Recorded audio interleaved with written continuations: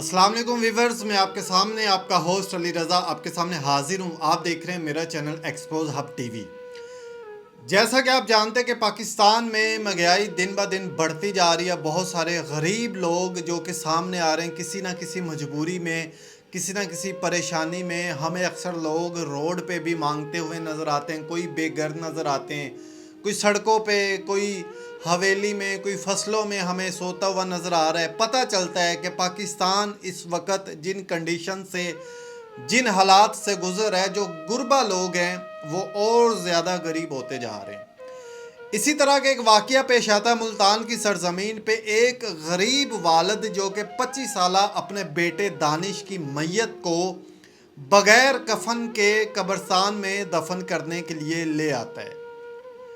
यहाँ पे सवाल ये नहीं है कि कफन का इंतज़ाम क्यों नहीं हुआ, यहाँ पे सवाल ये है कि वो बंदा आखिर इतना मजबूर हुआ कैसे कि जिसके पास अपने मरने के या अपने बेटे के मरने के इंतज़ामात के पैसे भी मौजूद नहीं हैं। मुझे सिर्फ यहाँ बात कफन की नज़र नहीं आ रही है, बल्कि एक वीडियो जो कि सोशल मीडिया पे उस वालिद की वायरल होती नज़र आ रही है। उस वीडियो के अंदर आप ये चीज़ सामने देख सकते हैं कि सिर्फ वीडियो के अंदर 2 से 3 औरतें, 2 से 3 मर्द और एक बच्चा जनाजा में शिरकत करता हुआ नज़र आ रहा है। यहाँ पे सवाल ये भी पैदा होता है, क्या जो लोग कफन के पैसे अफोर्ड नहीं कर पा रहे, क्या उन लोगों ने गुस्ल दिया होगा, चारपाई का एहतमाम किया होगा या जनाजा पढ़ाया होगा?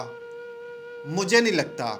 उसकी रीज़न ये है कि ये जो मैयत पड़ी है, ये एक थड़ा नुमा एक जगह, जो साइड पे आप फुटपाथ कह लें, थड़ा कह लें, उस जगह पे पड़ी है। अगर तो जनाजा होता तो यकीनन चारपाई भी होती।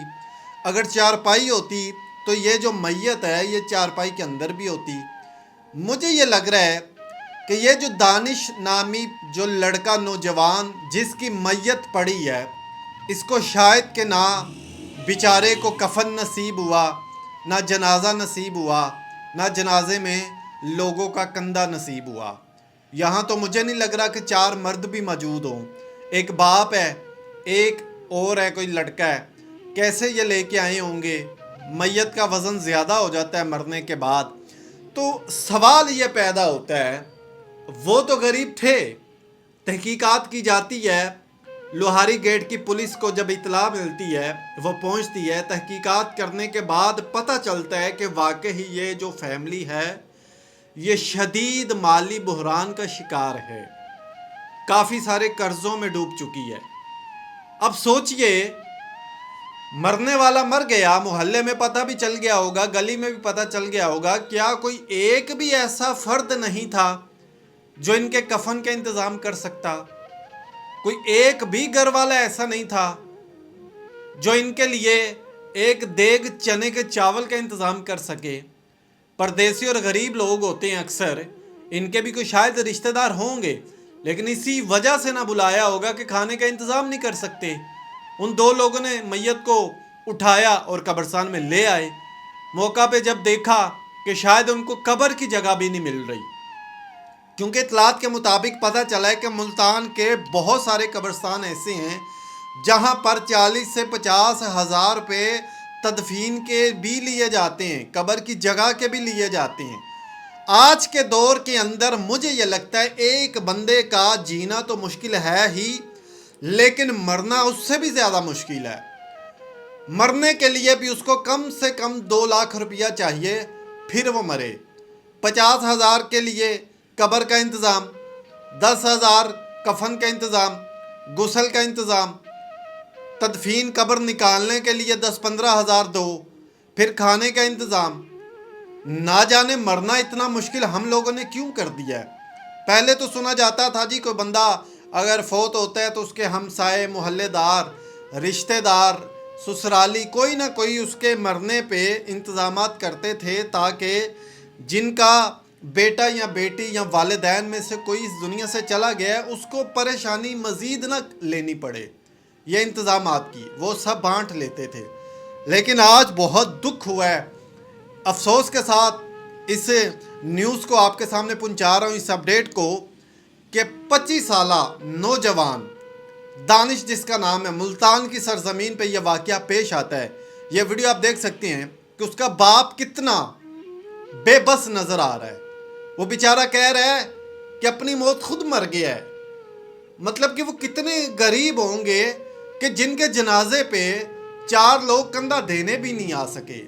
छोटा सा बच्चा भी है, हो सकता है उसी का हो, 7 औरतें हैं। ये जनाजा देखने के बाद बहुत अफसोस हुआ है और इस चीज़ की भी परेशानी होती है, ना जाने हमारे साथ मरने के बाद क्या होगा या मरते वक्त क्या होगा।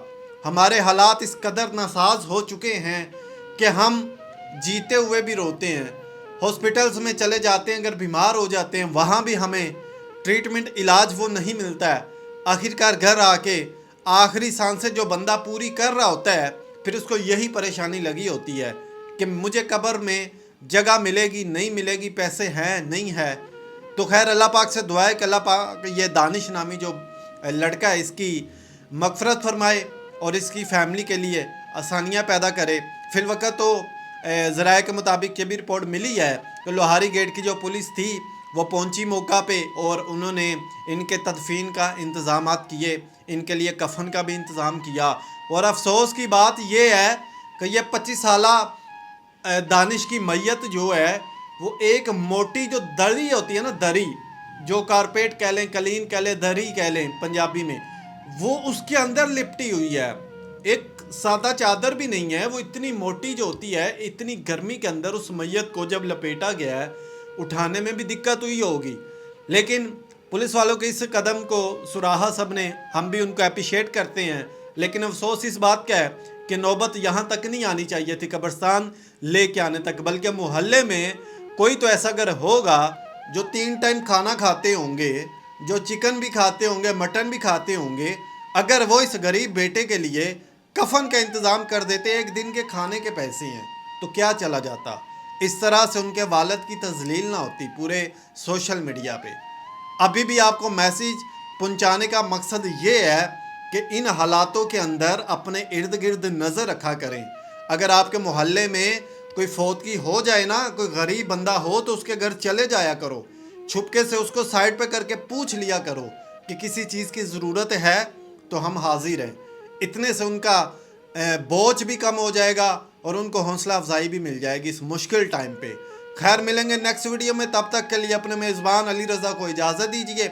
हमारे इस फेसबुक पेज को और यूट्यूब को सब्सक्राइब कीजिए। अपना ख्याल रखिएगा। अल्लाह हाफिज़।